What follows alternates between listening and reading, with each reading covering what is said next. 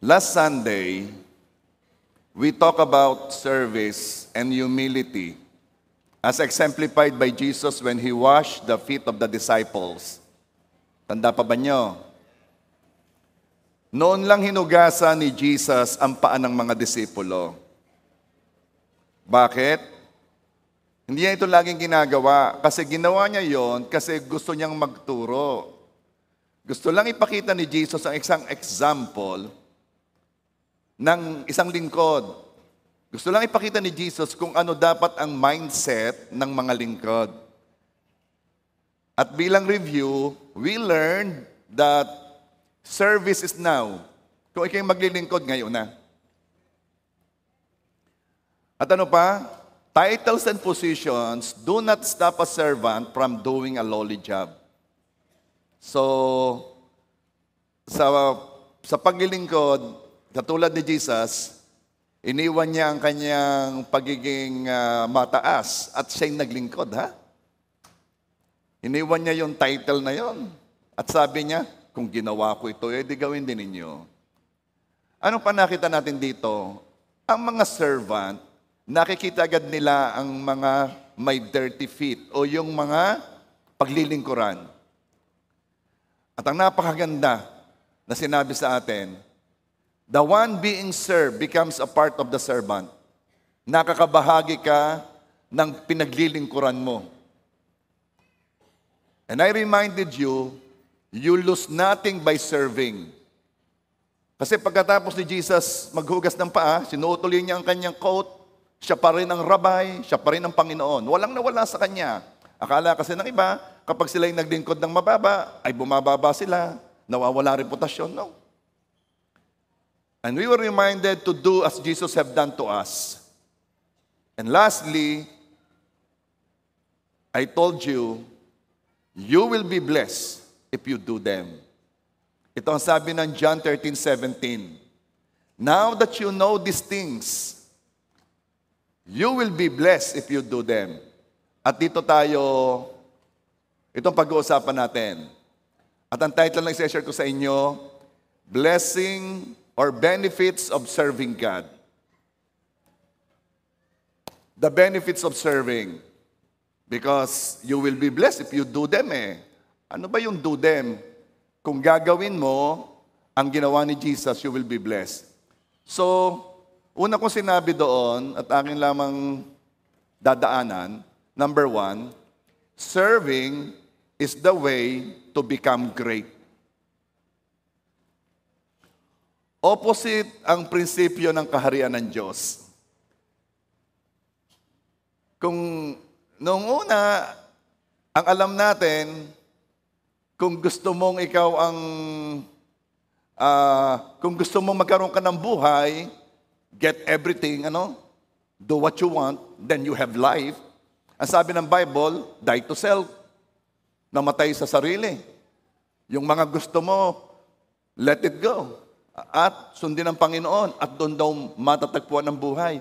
Opposite talaga ang principle ng kingdom. Kung nung una sabi sa iyo, huwag kang bigay ng bigay, baka maubusan ka. Ang sabi ng Bible, give and you shall receive. Opposite talaga. Pati dito sa paglilingkod. Alam mo yung paglilingkod, it appears as if nung kasi, pag naglilingkod ka, ikaw ang mababa eh. Sa kaharian ng Diyos, hindi ganun eh. Serving, which appears as putting yourself lower than the one you serve, is the way to go higher. Sa kaharian ng Diyos, kung sino naglilingkod, siyang tinataas. Matthew 20:26, whoever desires to become great among you, let him be your servant. Ikaw kasi, when you accepted Jesus as your Lord God and Savior, pumasok ka sa kaharian niya. Kaya tayo nag-aaral nito, pinag-aaralan natin how to operate sa kaharian ng Diyos. At hiwalay na hiwalay ito sa kaharian ng mundo. Sinasabi sa atin ng mga principles, kaya naman, if you want to be high up there, if you want to be great, be the servant. At number 2, nagsabi ako sa inyo last Sunday, sige, may sasabihin akong isang benepisyo. Akin uling ulitin, serving others is a protection against carnality. Gusto ng laman natin tayo paglingkuran. Honestly, magtapatan na tayo. Mas gusto natin tayo ay pinagsisilbihan, pinaglilingkuran. Ang problema ito, kailangan labanan natin yung gusto ng ating laman. Let's fight our desire to be served. Kaya pag gusto mo na ikaw ay pinaglilingkuran, iniintindi, ikaw ang talagang labanan mo yon. Intentionally, humanap ka ng mapapaglingkuran at gawin mo yon with sincerity. Pag yung gustong-gusto mo nang ikaw ang intindihin, ikaw ang paglingkuran, baguhin mo, ako maglilingkod. Pag yung gustong-gusto mo nang, sana naman may tubig na nag-aabot din sa Sunday ako nang gagawa noon. Yung bang ganon, labanan mo yon. Bakit? Serving is our protection against pagiging makalaman. Napakadami kasi nating mga desires na kung ating talagang pagbibigyan, ay we are working according sa flesh na. No, let's do this. At pupunta tayo sa number 3. Number 3, God will bless your bread and water. Exodus 23:35. So you shall serve the Lord your God, and He will bless your bread and your water. And I will take sickness away from the midst of you. Doon muna tayo sa, I will bless your bread and your water. Parang walang dating. Ibe-bless ang bread at water. Alam mo, magkakaroon lang ito ng dating sa iyo kung alam mo na hindi automatic na ang kinakain mo ay magiging kalakasan ng katawan mo. Kahit pang kinakain mo ay masustansya, hindi yan automatic, hindi yan matik. Biyaya pa rin ng Diyos ng pagkain at iniinom mo ay inonorish ang iyong katawan. Biyaya ng Diyos kung i-absorb ng katawan mo mga nutrients ng kinain. Kaya naman, kayo kayo nagpe-pray pa bago kumain. Anong sinasabi mo? Salamat po't nang mabusog. Gayong ga. O yung iba talaga, pag naalala ng yung mag-pray, ay nangangalhati na. Kaya, Lord, pagpalain po ninyo ang pagkain and everything that is within me. Ay marami nang nakain. Ano? Okay. Meron ako sinasabi doon na ngayon lalong nagkaroon ng meaning sa akin. Lord, nourish our body with the food. Hayaan po ninyo that this food will nourish our body. Thanks for the nourishment it will give our body. Sabi ko, tama nga Pasalamatan natin na yung pagkain yon makapagbigay ng sustansya sa katawan natin. Bakit? Hindi matik Hindi matik. Hindi ibig sabihin, kakain ka, ino-nourish ka. Biyaya pa rin ng Diyos yun. At pangako ng Diyos sa mga naglilingkod sa Kanya na pagpapalain ang kakainin at iinumin niya. Kaya meron kang pwedeng i-claim. Bago ikaw yung kakain, Lord, ako po'y naglilingkod sa inyo. Thank you for nourishing this food. Thank you for nourishing me with this food. Bakit? Pangako ng Diyos yun sa naglilingkod. Ano pa? God will take sickness away from you. Exodus 23, verse 25. So you shall serve the Lord your God, and He will bless your bread and your water, and I will take sickness away from the midst of you. Pwedeng pigilan o alisin ang sakit. Ito'y pangako sa naglilingkod. Kaya naman, may pananampalatayanan ka na. Kapag ikaw'y naglilingkod, may inaalagaan ka, life group leader ka, nag-evangelize ka, nag-share ka, naglilingkod ka sa Panginoon o naglilingkod ka sa tao in the name of God. I'm doing this for Christ. Kabait mo naman, bakit mo ginagawa ito sa akin? Ito kasi ginagawa ko dahil sa Diyos. Then naglilingkod ka sa Panginoon, okay? At may pangako ang Diyos sa katulad mong naglilingkod. Ilalayo sa iyo ang mga virus. Kaya pag may katabi kang umuubo, Huwag kang mag-alala. Naglilingkod ka. Ilalayo ka sa mga germs, etc. Pero sa totoo lang pag-usapan na natin ngayon. Maraming pangako ang Diyos na bibigyan tayo ng kalakasan, divine health. Pangako ng Diyos sa atin ay He will heal us of all our sickness. Ang daming verse. Lahat na patungan ng kamay mo'y gagaling. By the stripes of Jesus we are healed. Pero tapat na. Maraming sakit ay galing sa kasalanan. Sakit na mawawala kapag yung tao ay mabubuhay ng godly, righteous, at clean living. Bakit magkakaroon ng STD o sexually transmitted disease kung righteous living ka?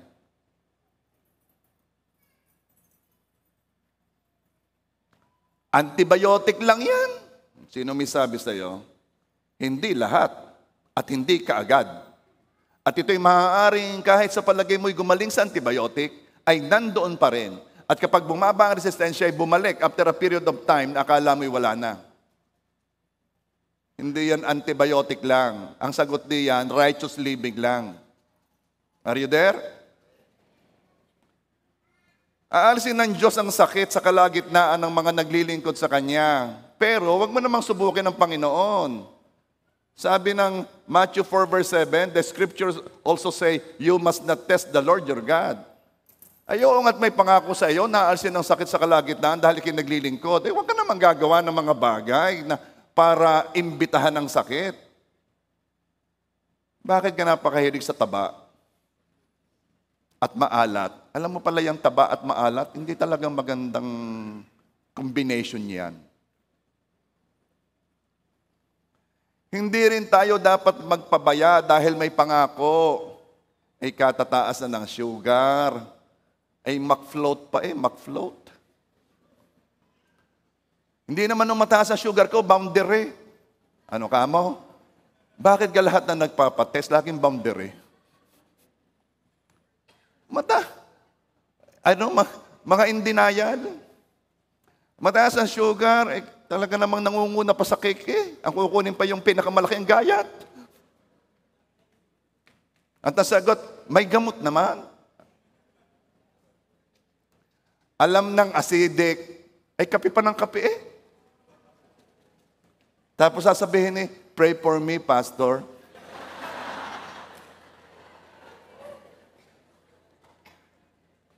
Ba't ikaw nung nagkape, hindi ka nag-imbita? Tapos nung nasakit ang tiyan mo, saka mo ko maaalala?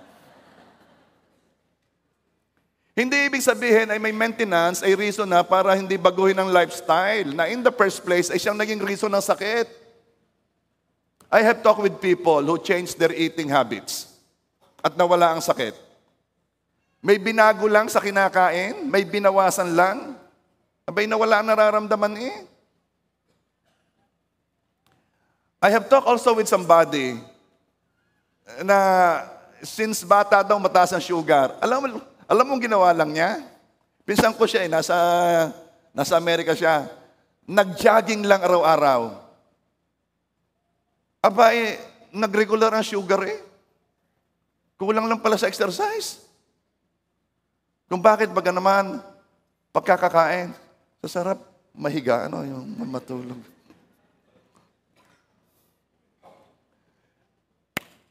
Aasin nga ng Diyos ang sakit at karamdaman sa kalagitnaan ng mga naglilingkod sa Kanya, panay naman ang iyong bukas ng pintuan sa sakit. Paano ka naman yan? Let's treat the temple of God's Holy Spirit properly. Okay? So, lalo na diyan ng mga... meron ako nabasa Siya matanda na. Tinanong siya, ano ho ba sikreto niyo? Sabi niya, basta ikay magkikilos. Basta daw mag-move. Kailangan mayroong ginagawa. Kailangan laging naibo. Yung iba yung naibo lang i-ariyan.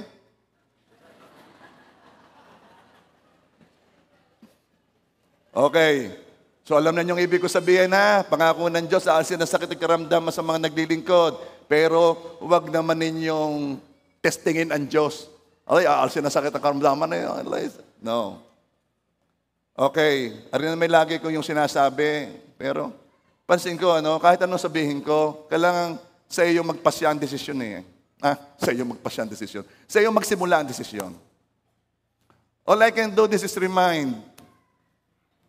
Huwag naman nyo kung ituring inyong inay o inyong tatay. Kasi ang mga init ng tatay, pag nagsalita, hindi pinapakinggan Noong mga bata, gets na ho. Hindi naman gets. Huwag naman nyo kung ituring na inyong inay. Naku, iyan na naman. Si pastor, magseserbo na naman. Parang narinig ko na yan Okay. Ulitin ko, it's your decision. Pero, yung mga nainom pa, sabi nung isa, Pastor, wag mo naman banggitin ng inom. Sorry. Yung nainom pa, ngayon ay October, November, tama na muna. December, kung kahirap niyang itanong, sa mga... Okay. Mas maganda itigil na pero kung talagang ikaw medyo siguro naman ipasting mo kaya. Sabihin mo, Lord, I'm doing this for you. Kailangan kasi may reason Pag ang reason mo lamang sinabi ko, parang mahina Oo. Kailangan may reason ka. Lord, I'm doing this for you. Pasting ako. Wala akong bisyo. Sa totoo lang, hindi pinagpapasting yan Itinitigil yan pero hindi ko na alam. Hindi ko na alam kung paano sasabihin ko Just do it for God. Okay? Tama na? Nagmumukhang nagsesermon. Number 5. No miscarriage, no barrenness. Exodus 23 verse 26, no one shall suffer miscarriage or be barren in your land. I will fulfill the number of your days. Wala daw makukunan, walang mababaog. Sa mga naglilingkod sa Kanya. Pangako ito sa mga naglilingkod. Kung gusto mo magkaanak, maglingkod. May pangako Now, hindi lang tao pati mga hayop. No one shall suffer miscarriage or be barren in your land. We all know na noon ang economy agricultural. Noon sinusukat ang yaman sa dami ng baka, sa dami ng donkey, sa dami ng camel, sa dami ng tupa. Kasi yun ang economy, agricultural. Sinusukat ang yaman sa dami ng hayupan.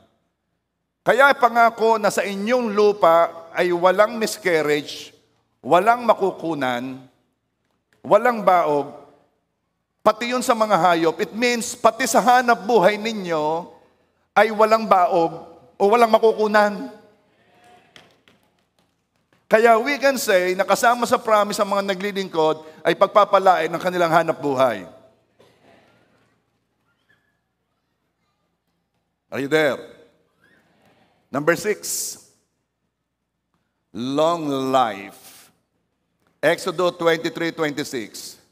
No one shall suffer miscarriage or be barren in your land, and I will fulfill the number of your days. I will fulfill the number of your days. May narinig ako parang si Bishop ang may sabi isa lang ang iyong magkakalimutan para humaba ang iyong buhay. Isa lang. Huwag mo kakalimutang huminga. Hanggat nahinga, buhay. Okay. No premature death. No untimely death. Kapag meron akong ipinagpe-pray, alam ko bata pa, yun ang hinihingi ko. Lord, hindi mo kalooban to. Hindi mo kalooban to. Kasi, iba kasing mag-pray kapag alam mo na hindi will ni Lord. And let your will be done. Winawas ako ang spirit of death. Meron po bang untimely death? According sa Bible, meron. May pangako kasi ang Diyos sa atin 70 to 80, kung gusto mo pa, di sige. Pero ito ang sasabihin ko sa inyo, huwag mo munang naising pumunta kay Lord.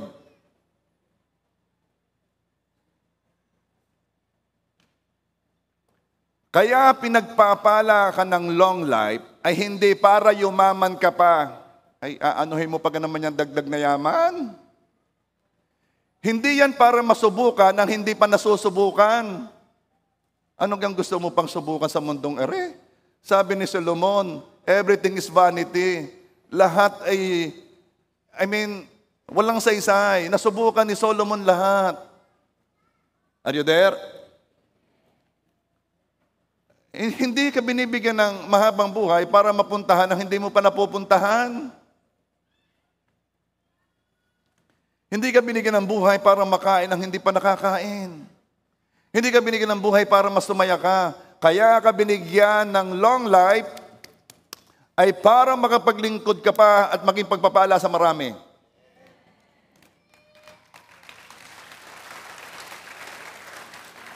Ito ang sabi ni Paul. Philippians 1:21-24. Let me read it to you.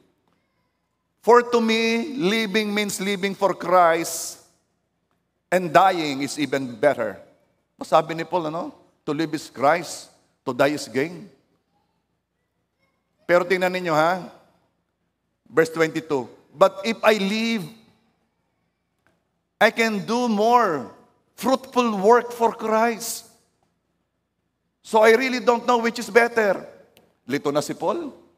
Sabi niya, to live is Christ, to die is gain. Pero sabi niya, kung ako'y buhay, marami pa akong magagawang mabubuting gawa. Hindi ko na alam kung anong mas maganda. Verse 23. I am torn between two desires. I long to go and be with Christ. Gusto ko nang makasama si Kristo. Which would be far better for me. Abay, di mas magaling yun para sa akin. Lamang ako doon. Kasama ko na si Kristo Verse 24. But for your sakes, it is better that I continue to live. Kaya ikaw ay patuloy na mabubuhay, kaya ikibibigyan ng long life ay for the sake of others. Para sa iba, para mapaglingkuran mo pa sila. Yun ang purpose ng mahabang buhay. Kung hihingi ka ng mahabang buhay, ito ang iyong sasabihin kay Lord, Lord, para marami pa akong mapaglingkuran. Para marami pa akong maakay palapit sa iyo. Para ako'y makapag-pray pa. Para mas marami pa akong matulungan. That is the purpose of long life.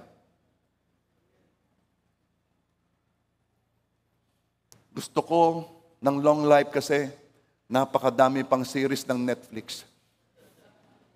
Hindi ko pa napapanood lahat. It is not just long life. It is long life and fulfilled destiny. Iyon ang pangako ng Diyos sa atin. Yung iba hingi ng long life, di naman alam ang purpose.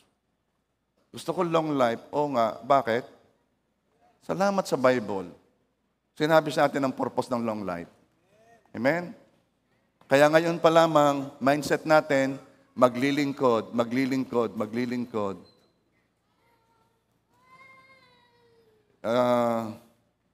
Merong nagsasabi sa akin, pagod na daw sila sa kanilang work, pagod na, gusto nang talagang sinusuka ng work. Dami-dami daw nilang pinaglilingkuran. Sabi ko, you are so blessed. You are in a very rare position that is of service to many. Dahil marami kayong napapaglingkuran. Number ano tayo? 7. Enemies will turn away from you. Exodus 23 verse 27. I will send my fear before you. I will cause confusion among all the people to whom you come, and will make all your enemies turn their backs to you. Okay.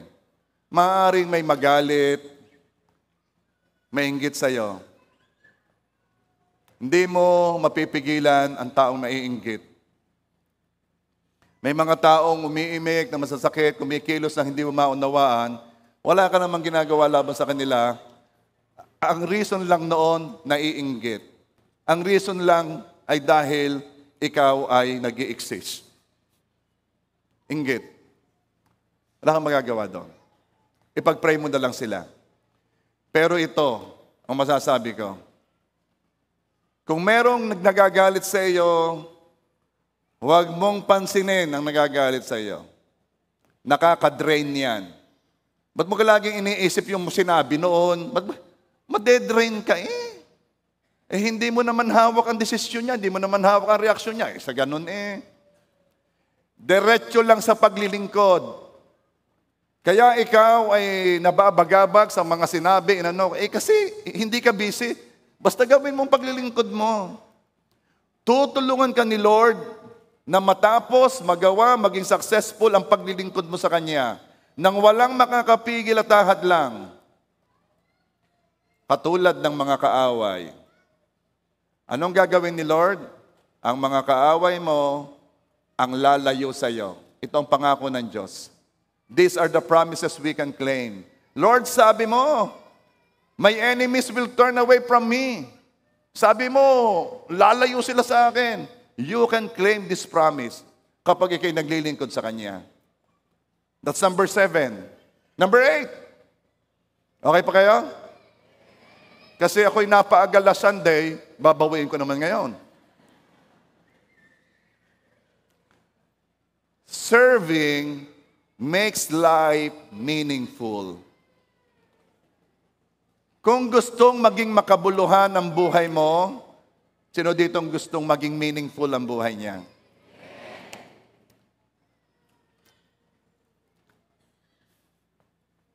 Isa sa pinakamahalagang gamit ng oras natin ay ang paglilingkod sa Diyos sa pamamagitan ng paglilingkod sa iba.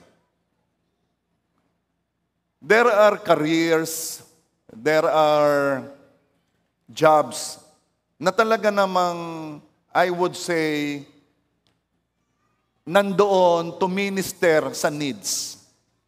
Ang kapareho niya ng mga teachers. Who are the teachers here? Okay. Sino yung teacher sa mga bata sa elementary? Sa mga grade school? Taas ang kamay. Sa mga bata. Okay. Talagang biniyayaan kayo? Napakahirap magturo sa mga bata, ano? Sino ang nagtuturo doon sa... Hindi ko naman tawag na eh. Di ba mga level-level, ano? Yung sa panahon namin ni high school. Sino nagtuturo doon? Okay. Yan. Mahirap din yan. Medyo maarte na yung mga yan.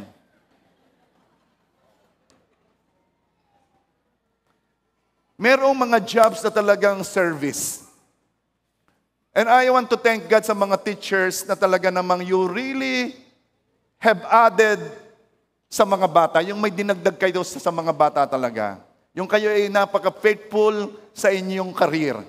I want to thank God for your life, mga teachers.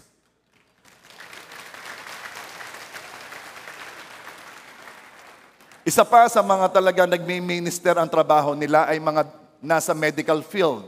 Mga nurses, doctors, service yan ng service.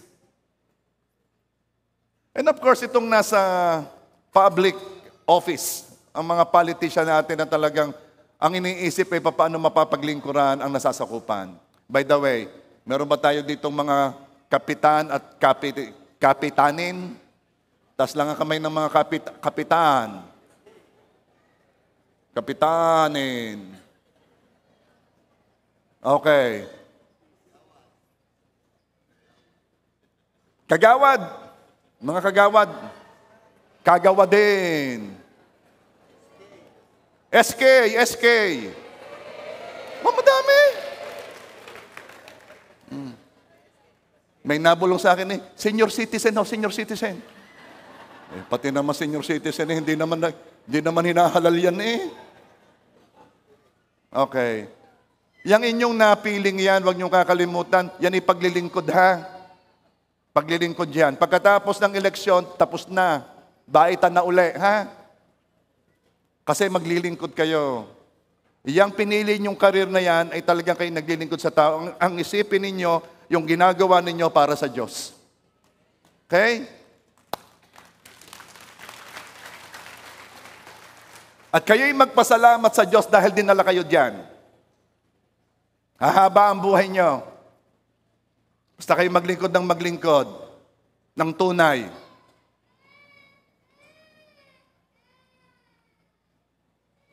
O yan ding mga mother, yan ay mga naglilingkod din. Yung mga mother, sobrang binigay ng Diyos sa mga yang paglilingkod, sobra talaga binibigay nila sa lola.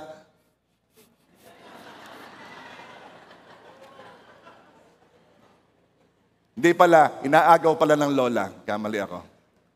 Serving makes life meaningful. Pag may pinaglilingkuran ka, nagiging makabuluhan ng buhay mo. Kapag wala kang pinaglilingkuran, alam mo, puro ka gets, puro ka, Kapitan, nasaan ang ayuda? May nakita ko sa Facebook, nagbigay ng bigas. Sa loob ng bigas, may pera.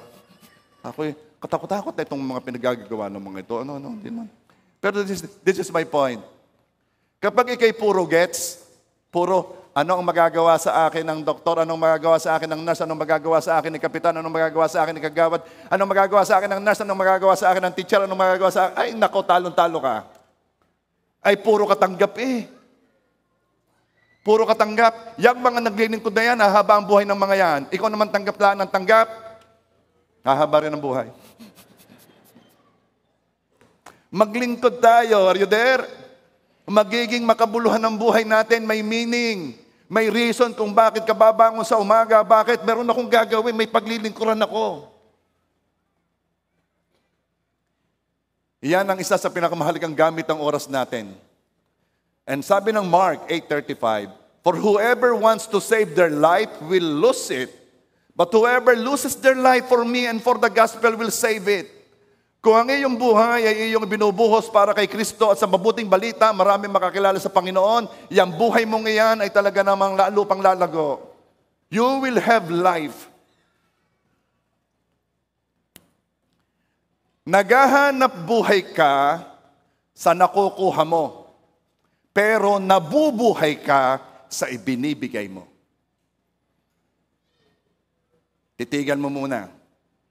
Kasi pareho ang tunog pero magkaibang meaning. Yes, you earn your living by what you get, but you live by what you give.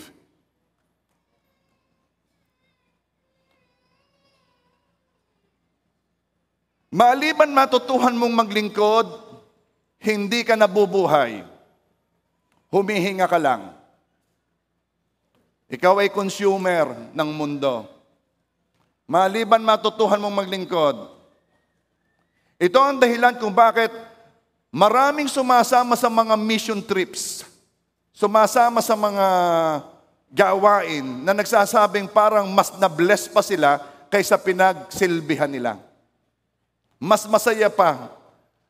Mas maganda pang pakiramdam ng nagmisyon kaysa pinagmisyonan. Naalala ko yung nagpunta sa Mindoro. May taga Mindoro dito? Okay. Siguro sa online. Sila ay nagmisyon sa sa mga mangyan. Di nagluto ng pansit, ganyan. Nung sa pauwi, binigyan ng tsinelas. Yung mga bagong tsinelas. Kasi mga apak Alam mo pag uwi, dala pa rin yung tsinelas, apak pa rin. Kinukwento nila yun, sila yung masayang-masaya. Naalala ko nung ako ay nagmi-mission sa mga jail. Punta ako sa Batangas City Jail, sa Muntinlupa. Nagpupunta kami sa mga jails. Iba yung satisfaction. Iba yung satisfaction. Nung una, medyo, ano kang gagawin ko dito? Pero once you share the word, you give them hope, talaga namang nag-iiyakan Yung namang nakakulong, bibigyan mo ng pag-asang God will move in their lives. At sila bibiyayaan ng Diyos na makalaya ng mas maaga kaysa sa kanilang sentensya. Nagbibigay ng pag-asa sa kanila. Serving is good for your soul. Studies have shown that volunteering is so good for the mind and body that it can ease symptoms of stress and depression. Kapag ikaw ay nai-stress na, nade-depress na, maghanap ka ng mapag-volunteeran. Kung ikaw ay nalulungkot, kita mo yung mga binubuhat sa likod, yung mga panel, tumulong ka. Ang bibigat to. Laging meron kang magagawa. Ang mga servant laging nakakakita ng maduming paa. Laging merong mapapaglingkuran. Naalala ko si Ramsey. Si Ramsey nagbabakasyon lang at yan babalik na sa Legazpi. Yan mamaya Ramsey? Mamaya ba? Hindi mamaya. Akala mamaya na. Kasi yung si Ramsey, naghahanap yan ng maruming paa. Anong naghahanap po ng maruming paa? Naghahanap yan ng mapaglingkuran. Huwag kang magpo-post na mababasa ni Ramsey na sasabihin mong, Highs. Ay nako, kumusta ka? Kukumustahin ka na niya, miskin hindi ka niya kilala. Yung mga magpo-post ng, Hi buhay, kumusta ka? Naku, kukumustahin ka niya. Bakit naghahanap yan ng maruming paa? Naghahanap yan ng mapaglingkuran. Maraming may maruruming paa, hindi ka lang nakatingin.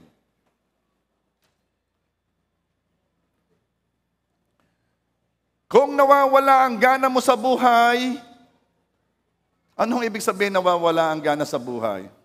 Nagkukwento itong anak ko, ewan ko kung pwedeng ikwento pero na may mga pasyenteng nagsusuicide. May natutuloy, may hindi natutuloy, may naisip ko, bakit ka nagsusuicide? Isang reason, nawawala ang gana sa buhay. It could only mean kulang ka sa paglilingkod. Kasi magkakaroon ng kabuhuluhan ang buhay mo kapag meron kang pinaglilingkuran. Kasi kapag you lose your life, it's the time you gain it. Mark 8:35. Ito'y galing sa Living Bible Version. If you insist on saving your life, you will lose it. Only those who throw away their lives for my sake and for the sake of the good news will ever know what it means to really live. Sila, na itinatapon ng kanilang buhay para sa kapakanan ng Diyos at ng mabuting balita, sila lang ang makakaalam ng kahulugan kung paano talaga mabuhay. Ang paglilingkod ay napakabilis magpasaya. Serving can be the best distraction from worries. Pag marami ka nang inaalala, ikay maghanap ng mapaglingkuran.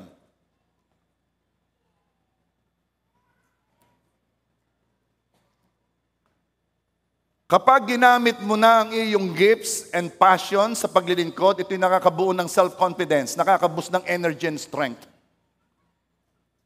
Alam mo, one thing na binigay ng Diyos sa atin, ng mga anak ng Diyos, is this. Ito ay tanda ng mga taong nananampalataya sa Kanya. This is the signs of those who believe in Him. Tanda ito ng nananampalataya. Sino nananampalataya sa Panginoong Yesus? Ito ang tanda na susunod sa inyo. Magpapatong kayo ng kamay sa may sakit, sila'y gagaling. Pagka naman meron ng may sakit sa pamilya, ipag-pray ninyo, patungan nyo ng kamay, ipag-pray nyo. Pero wag naman kayong pasok ng pasok sa bahay ng may bahay at basta kayo magpapatong ng kamay, kayo may magpaalam. Pwede ho ba ipag-pray? Okay? At saka ayun ay sa mga may sakit. Pag wala naman sakit, huwag mo patungan ng kamay. Pero anong ibig ko sabihin? Ito ay tanda na susunod sa inyo. Ibig ko sabihin, meron kayong magagawa. Kaya minsan ikaw ay worried, ikaw ay depressed, ikaw ay anxious, masyado ka nang nakatingin sa sarili. Get out of yourself. Minister to others. Lalo na't ang naglilingkod ka kasama ng ibang Christians, nagkakaroon kayo ng bonding. Tanda ko noong mga nagluluto dito yung noong sa Taal Volcano, eruption tayo ay nagpapakain. Yung mga nagluluto diyan, yun may mga volunteer sasasaya. Kasi nagkakaroon ng bonding kapag sama-sama naglilingkod. Ang paglilingkod ay kasama sa plano ng Diyos ng pagkilos ng church. Hebrews 10:24. Let us think of ways to motivate one another to acts of love and good works. Let us not neglect our meeting together as some people do, but encourage one another, especially now that the day of His return is drawing near. I-encourage daw natin ang bawat isa na laging magsama-sama, lalo na't nakikita natin ang araw na papalapitan ng papalapit ang pagdating ng Panginoong Hesus. May mga nagtatanong, yan ho ang gera sa Israel, yan gaho ay sign na malapit ng pagdating ng Panginoong Hesus. Alay, napakarami ng signs. Kung sa signs ang pag-uusapan, huwag mo nang isipin kung sign. Ang isipin mo, ikaw ay maghanda. Marami ng sign. Natuyo na ang Euphrates o Euphrates River. Handa na ang mga Hudyo sa pagtatayo ng Third Temple. Ready na ang bakang pula na papatayin. Handa na sila sa temple rituals. Ang kulang na lamang ay magsimula ang Third Temple na gawin sa Temple Mount, doon sa Jerusalem, na kaya lang hindi magawa ay meron doong dome ng mosque. Anong ibig sabihin? Everything. Kung ikaw tumitingin sa mga signs, napakadami na. Huwag mo nang isipin kung signs. Marami ng signs. Ang isipin mo ay kailangan lagi kang handa sa araw-araw. Amen ba? Sabi ko nga, mahirap na mga butan ng pagdating ng Panginoong Hesus na ikinasa inuman. Mahirap abutan ng Panginoong Hesus na ikaw ay naroon sa babaeng hindi mo naman asawa. Yan, nagsisimula na naman si Pastor. Nagsisimula na naman. Mahirap abutan ng Panginoong Hesus na kung ano-anong ginagawa mo. Alam mo namang yun ay sabi ng Panginoon na hindi ka tanggap-tanggap sa Kanya. Are you there? Maganda yung paminsan-minsan ay medyo nanggigising. O sige, number 9 na tayo. Huwag kayong mag-alala. 54 lang to. There is provision while serving.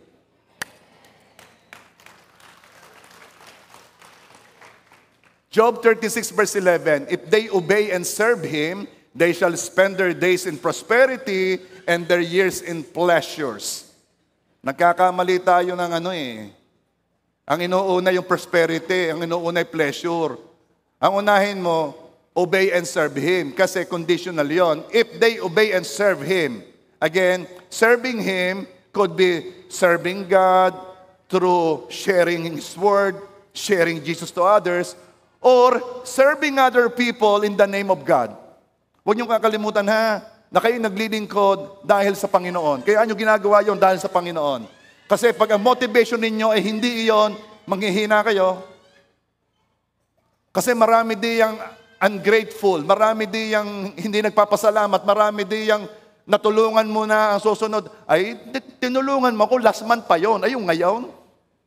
Anong ibig ko sabihin? Marami di yung talagang hingi ng hingi, kuha ng kuha, nakaka-drain. Pag ang iyong motivation ng paglilingkod ay hindi para sa Panginoon, manghihina ka.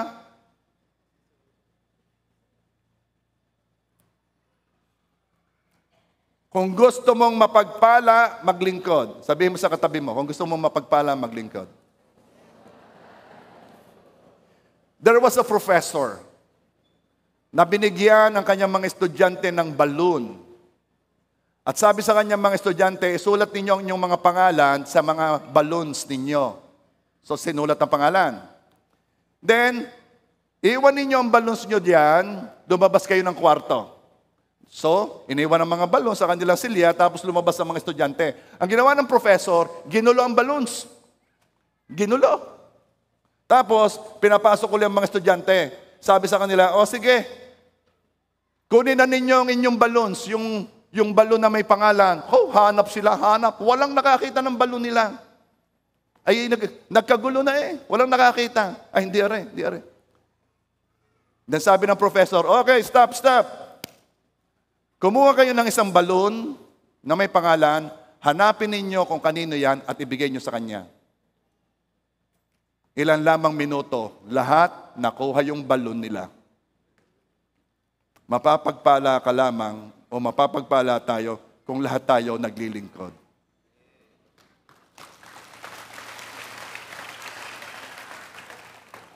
Kaya hindi mo makita ang iyo, hinahanap mo. Hanapin mo sa iba.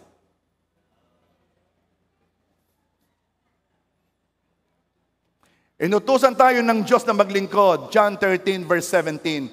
Now that you know these things, yung pinakita ni Jesus na paglilingkod niya, hinugasan niya ang pan ng mga disipulo. Now that you know these things, you will be blessed if you do them. Oh, naririnig na ninyo. Now that you know, you will be blessed if you do them. Hindi if you hear them. Marami kasi nakikinig lamang. Ba't hindi ako napapagpala? Ay, nakinig ka lamang.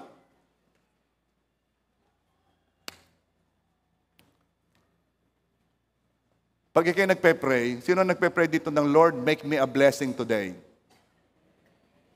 Magandang prayer yon. Pagka umaga, Lord, gawin mo akong pagpapala sa araw na ito. Kasi maraming blessing. Lord, pagpalain mo ako sa araw na ito. Lahat ng pagpapala sa silangan, sa kanluran, sa hilaga, pasok! Akin yun! Okay, wala namang masama. Pero, isang ganyon, 10 ganare. Lord, gawin mo akong pagpapala ngayon. Lahat ng nasa kanluran, pagpapalain ko. Lahat ng nasa silangan, pagpapalain ko. Make me a blessing today. By the way, yung paglilingkod, usually naapektuhan ka dyan, ha? Yan yung ikaw agang-aga at ikay umupo, kumuha ka ng silya na yung gusto mo. Ay merong dumating na late.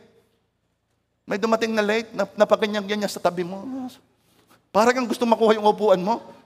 O sige, parinin na ikaw. Di kayo naglingkod, naapektuhan ka. Ganun talaga eh. Kaya yung pagsasabi ko maglingkod ka, medyo yan yan. Minsan may sacrifice yan. Kaya, kung talagang maglilingkod ka, pauna na, maapektuhan ka dyan, ha? Maaari yung pang-ulam mo para sa isang linggo, mabawasan dahil naglingkod ka. Baka yung baon mo for 1 week, nabawasan kasi naglingkod ka. Yung damit mo, ayos na, good for 1 week, napalansya na. Ay, ito namang yung nagpunta dito, yung nagpunta doon, nasira daw ang kanyang damit. O siya rin naman suot mo, nabawas. Yung lagi ka maapektuhan. Pero wag kang mag-alala, ha? If you want to be great, serve. If you want to be great in God's kingdom, be a servant of all. Yung iba kasi gustong maglingkod kung hindi naapektuhan. Ay hindi. Maraming paglilingkod ikay maapektuhan. Sakay na, ihatid na kita. Pwede kang makikidaan mo lang sa palengke. Ito ko lang bibili ng, ako'y diretsyon na. Akala ko may uuwi na, nagpadaan pa sa palengke.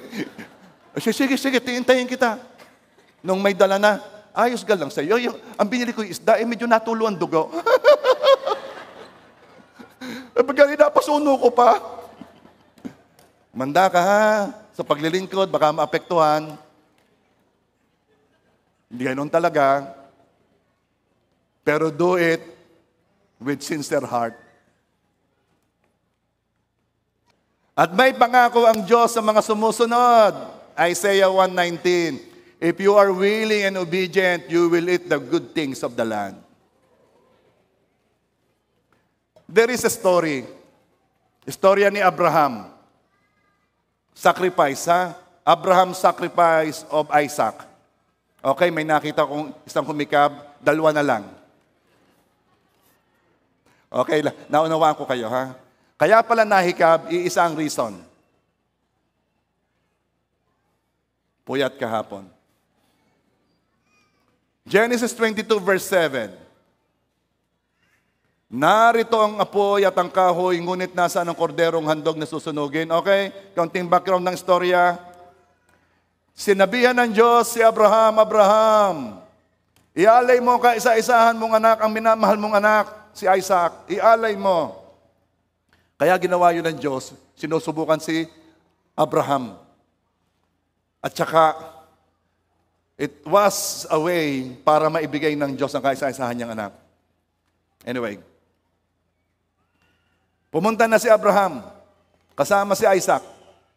Iaalay na doon sa Mount Moriah. Yung Mount Moriah is the same place ng Temple Mount. The same place na ginawaan ni Solomon ng temple.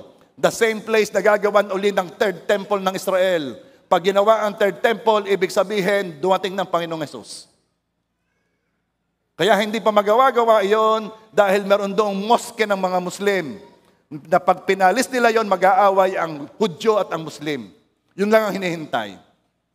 Okay, anyway, nananakot lang uli ako. Alam mo ga, sabi kasi sa Bible, the fear of the Lord will help us not to sin.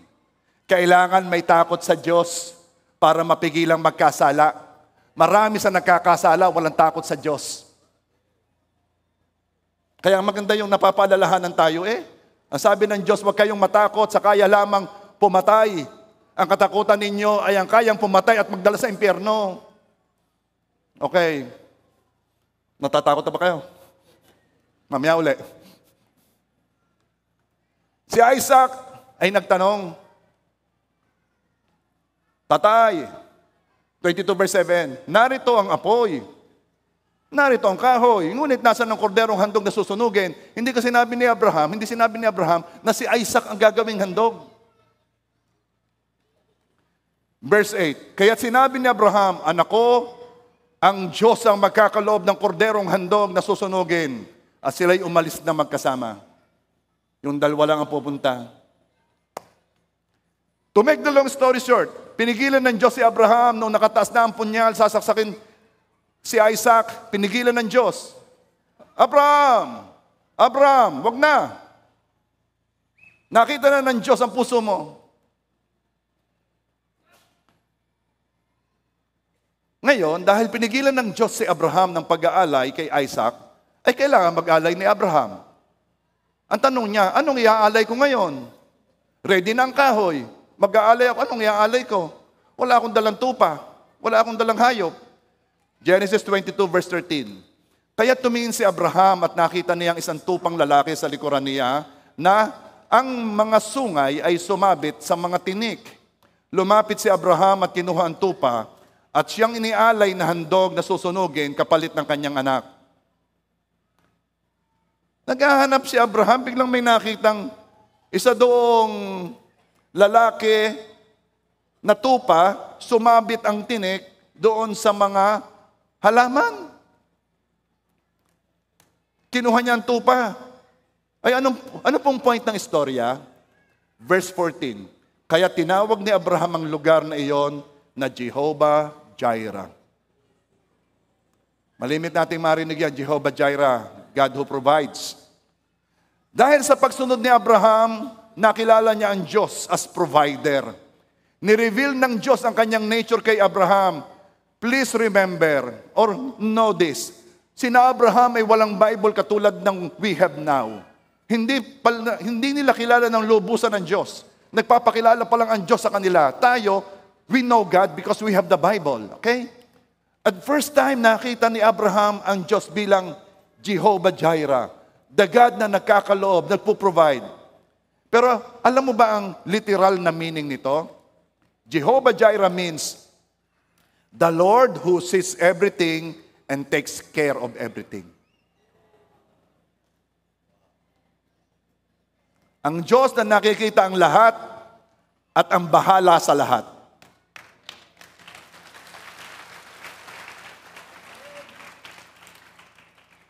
Paano nakita ni Abraham si Jehovah Jireh? Nakita ni Abraham si Jehovah Jireh habang siya'y sumusunod. So habang sumusunod si Abraham at lumalakad siya sa isang side ng bundok, pinadadala naman ng Diyos ang provision sa kabilang side.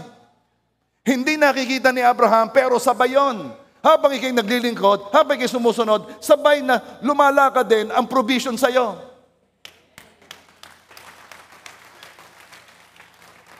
Hindi mo makikita ang provision kung ikaw ay hindi naglilingkod. Kasi yun ay kasabay.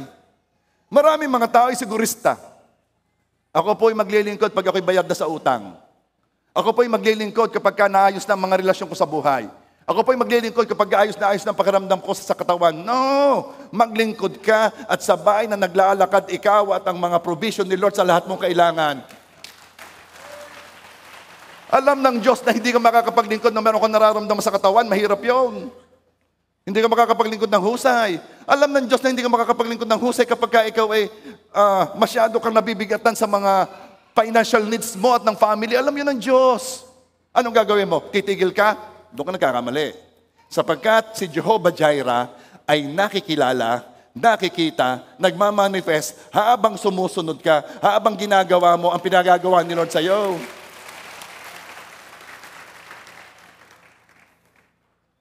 Ang mga sumusunod sa utos ng Diyos na maglingkod, kasabay mo sa pagakbang mo ang provision ni Lord.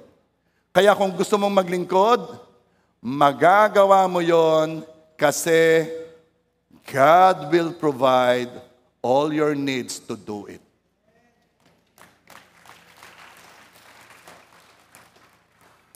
Okay.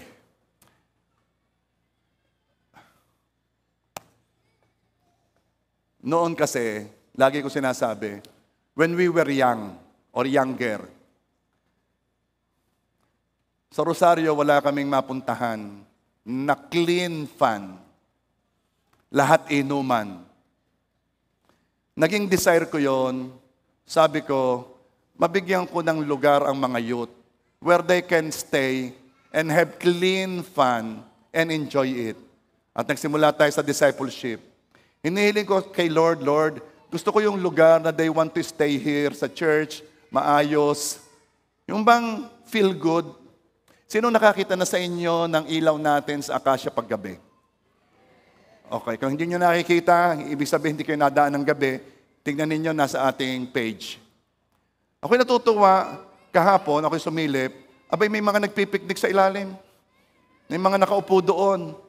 Sabi ko, ang galing naman kasi we don't have that noon.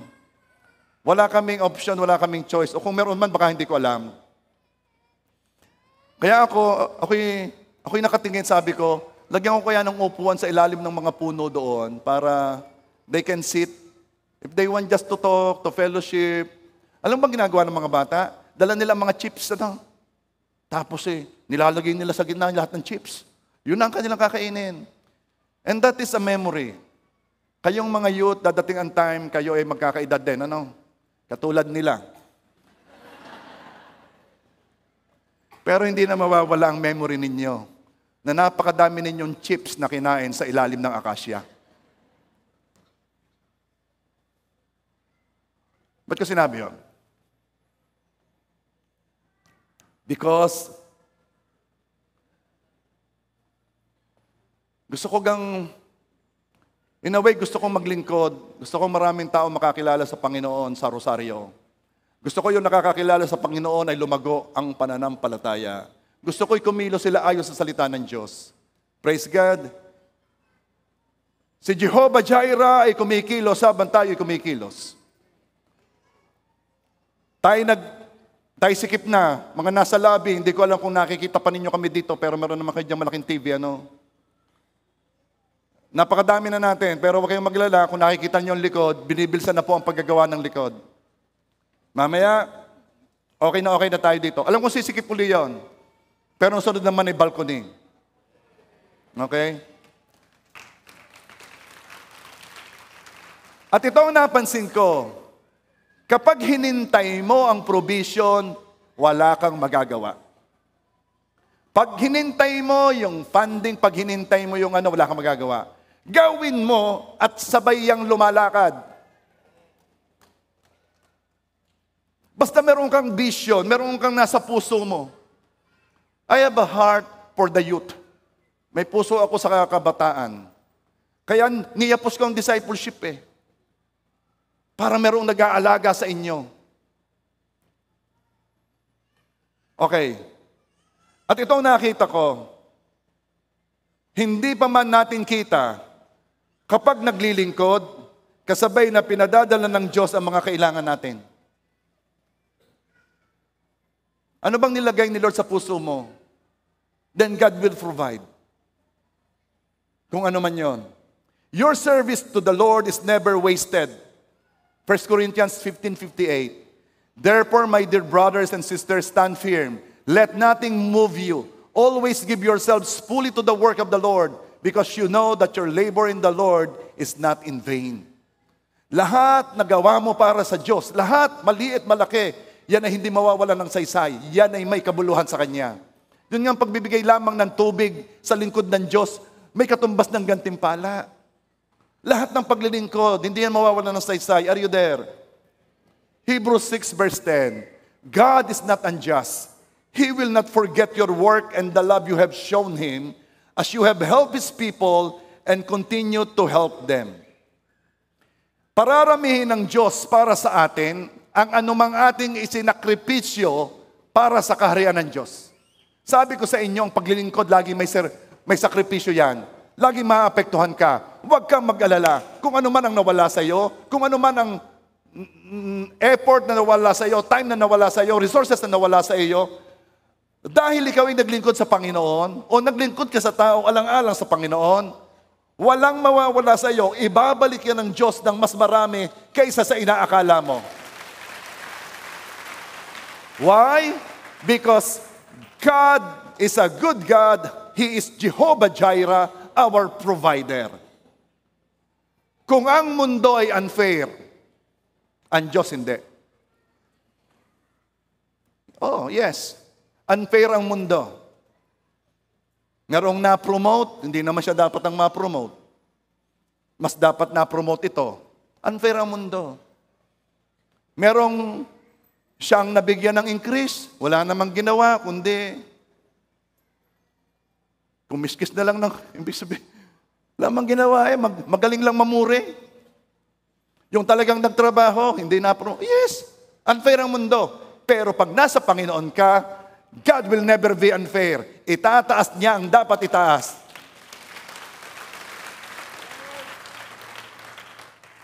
O number 10, last na to. Serving will be rewarded here and in heaven. Nagbigay si God ng motivation sa paglilingkod. 1 Corinthians 3 verse 8. Bawat isa ay tatanggap ng kanyang sariling kagantihan ayon sa kanyang sariling pagpapagal. Bawat isa ay tatanggap ng kanyang reward ayon sa kanyang pagod. Ang tunay nating boss ay si Jesus. Ang boss ng mga boss. Maaari may mga binobos kayo dito. Ang tunay na boss natin ay si Jesus. Siyang dahilan, kaya yung boss mo, binibigyan ka. Dahil siya ang boss ng mga boss. Siyang magbibigay ng reward sa ginagawa natin para sa Kanya. Dito sa lupa, at ang maraming reward ay sa langit.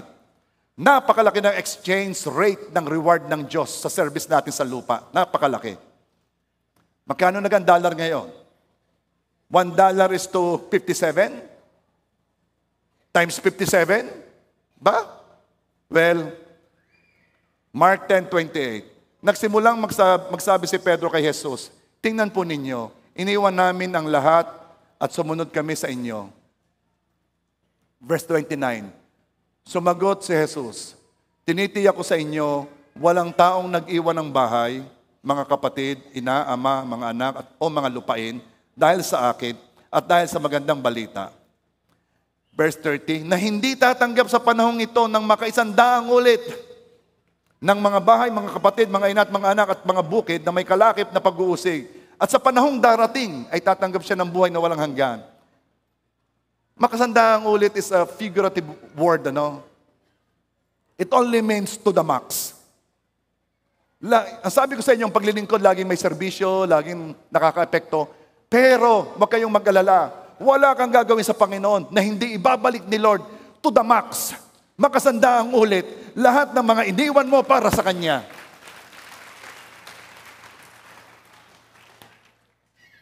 Ang target ay hindi lang langit. Ang target ay katayuan sa langit.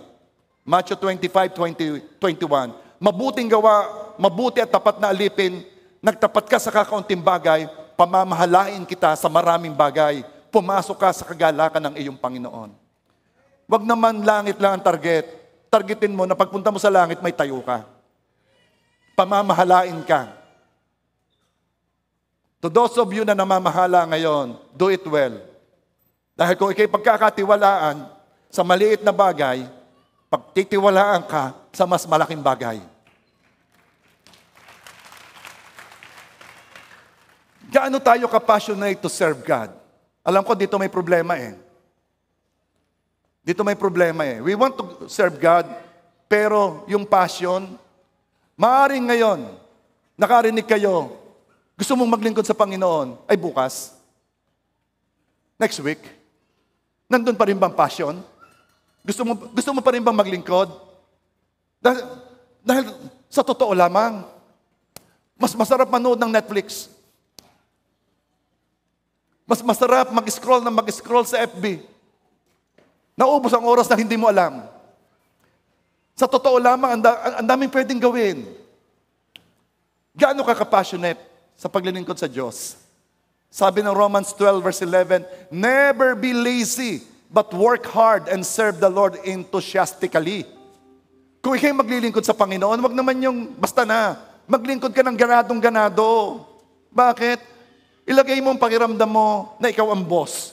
May nagtatrabaho sa iyo. Yung nagtatrabaho sa iyo, parang pilit na pilit lang. Pengi naman ang kape. Ano yung kape? Malingan sabi, ibalik mo na yan. Parang napakapait. Hindi ho, marami ang asukal. Napakapait mo. Wala kang kaganagana. Parang ayaw mong gawin. Wag na lang. Kung ang paglilingkod mo sa Panginoon, walang kaganagana, may problema. Ibig sabihin, may problema ka sa motivation. What will motivate you to serve God? Isa lang. Isa lang. Gratitude. Huwag kang maglingkod dahil ikay pagpapalain, dahil may mahaba kang buhay, dahil God will bless your food and your water. Dahil God will take the sickness away from you. Because God will make your enemies run away from you. Yes, mangyayari yon. Pero maglingkod ka dahil sa reason na ito. Dahil 2,000 years ago, iniwan ng Panginoong Jesus ang karangyaan ng langit, ang kalwalhatian ng langit. Bumaba sa lupa, sapagkat alam ng Panginoong Jesus na kung hindi niya gagawin yon, ang mga tao ay mananatili sa kanilang kasalanan.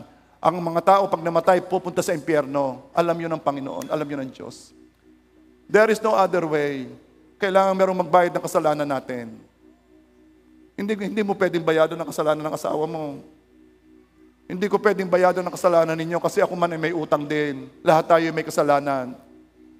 Dito hirap na hirap yung mga tao. Hindi naman ako kasamaan tao. Hindi naman sinabi na pupunta ka sa langit dahil napakasama mo eh. Pupunta tayo sa langit kasi may kasalanan tayo kahit kaunti. May kasalanan tayo at yung kasalanan iyon ang naghiwalay sa atin sa Diyos. Walang mabuti, wala. Lahat tayo tinimbang at kulang. Kailangan merong magbayad ng kasalanan ito sapagkat kung hindi mababayadan, maapektuhan ang luwalhati ng Diyos. Hindi pwedeng sa isang sulok sa nilikha ng Diyos, sa universe, sa isang sulok doon ay merong isang planetang ang pangalan ay Earth, na may mga nakatira doong mga nilalang lamang na nagre-rebelde sa paghahari ng Diyos. Hindi pwede. Maapektuhan ang luwalhati ng Diyos. Anong sasabihin ng mga anghel? Ganun hubang kapangyarihan nyo? Hindi ho ninyo paparusahan yung mga nagre-rebelde sa inyong yon? Hindi nyo parurusahan yung mga tao nagsasabing ayaw namin sa inyo? Pero gayon na lamang ang pag-ibig ng Diyos sa sanlibutan, na ibinigay niya ang kaisa-isahan niyang anak, upang kung sino man ang manampalataya sa Kanya, hindi na mamatay, kundi magkaroon ng buhay na walang hanggan. Kung hindi dumating ang Panginoong Hesus, pagkatapos ng buhay na ito, nasa lugar tayong wala ang Panginoon, wala ang Diyos. Doon tayo iniligtas ng Diyos. At yung reason na yon is enough to serve Him. Huwag na yung ako'y mabebless sa habang buhay. Huwag na yun. Yung ikaw ay hindi dadalhin sa kaparusahan ng impyerno, sapat na upang paglingkuran mo ang Diyos. Hindi lang yun. Kung ikaw ay iniligtas sa kaparusahan ng kasalanan, saan ka dinala? Dinala ka sa lugar na kung saan nandun siya. Lugar na kung saan walang sakit, walang pain, walang kamatayan. Sino nagagandahan sa mundo? Kapag nakakita kayo ng rainbow, babagong ulan, ang ganda. O pumunta ka sa Tagaytay, nakita mo yung lake, ang ganda. Pumunta ka sa El Nido, sa Palawan, nakita mo yung mga islands, ang gaganda. Pumunta ka sa dagat, ang ganda. Sino na-experience yon? Alam mo ba, yung gandang yan ay limitado? Limitado saan? Limitado sa kakayanan mong makita at limitado sa anyo. Wala yang sinabi kumpara sa langit. Sa langit, meron kang perfect vision. Napakadaming kulay na hindi pa natin nakikita ngayon. Napakadaming kulay na magaganda na wala dito. Heaven will be so beautiful. Pinaganda ka ng Diyos sa langit ng mansyon, ng bahay mo. If Jesus is the architect, napakaganda ng bahay na yon. Doon ka dinala ng Diyos o dadalhin ng Diyos nung iniligtas ka. Let this be enough reason para paglingkuran mo ang Diyos. Kung meron kang tinanggap na pagpapala dito, Pastor, ako'y pinagaling. Pastor, ako'y pinagpala. Pastor, ako'y na-save sa aksidente. Pastor, biniless ang relationship ko. Okay. Make it your motivation to serve Him. Pero kung walang ganon, let your salvation motivate you to serve God. Amen ba?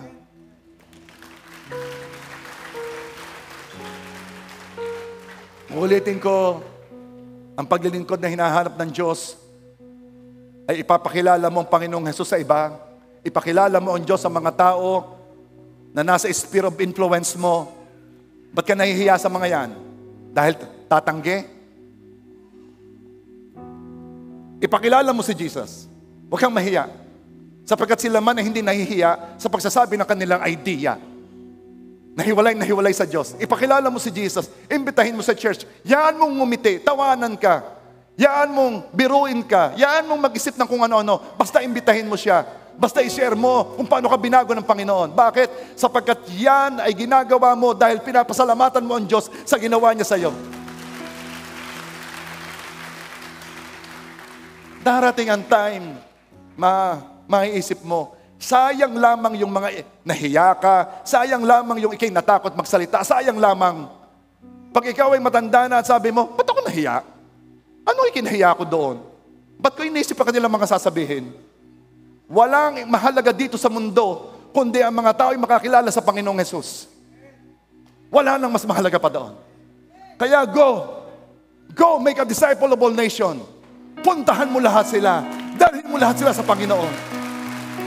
Paglingkuran natin ang ating Diyos. Yon ang pinakamahalagang gamit ng oras. At ngayon, pupurihin natin ang Panginoon bilang pasasalamat sa Kanyang ginawa sa atin. Are you there? Come on, let's all stand up.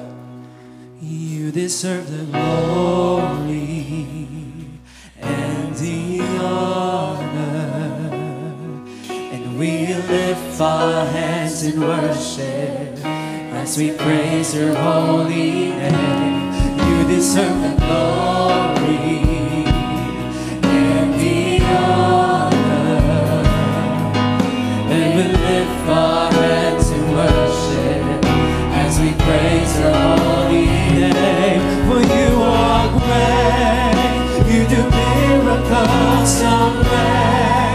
There is no one else like you. There is no one else like you. For you are great,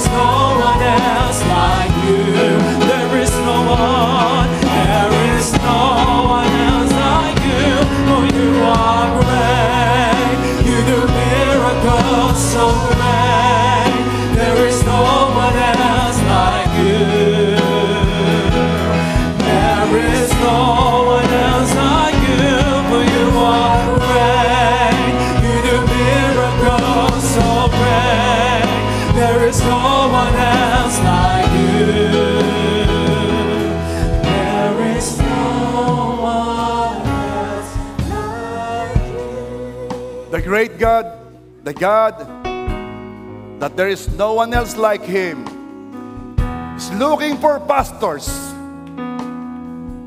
looking for life group leaders, looking for financiers, looking for workers, looking for evangelists, looking for people who will share the gospel to others, looking for you. And as you worship and raise up His name, let you be the one to say, here I am, here I am, send me. Jesus, Redeemer, Lord of heavens, robed in majesty, crowned in glory, creation adores you. We will crown you.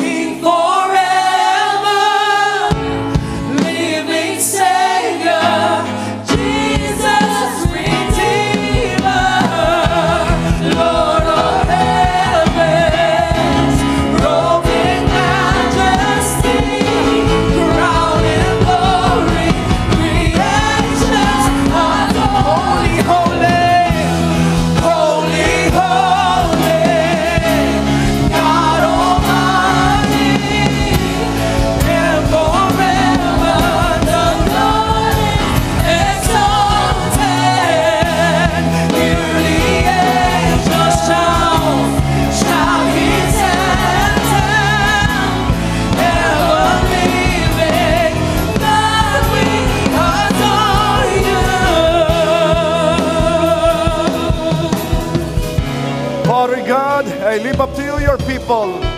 I lift up to you, JA1 Rosario, and all the online members. I lift up to you, your congregation. This church will serve you and serve you more. This church will honor you and worship you by serving you. This church will glorify your name, O Lord God. We will go. Share your word. Share you to others. We will go and make disciples of all nations. Help us, O Lord God. This we pray in Jesus' name. Amen.